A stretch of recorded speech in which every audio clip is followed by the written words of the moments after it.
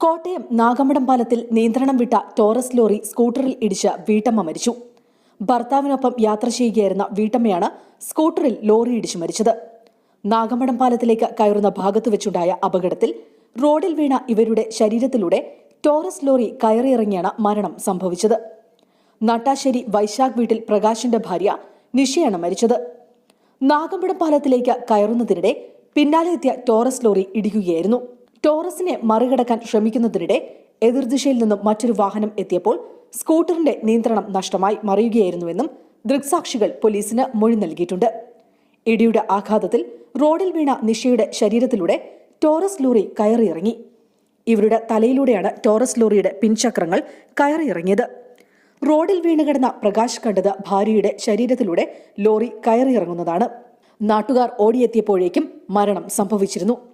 അപകടത്തെ തുടർന്ന് Taurus lorry റോഡിന്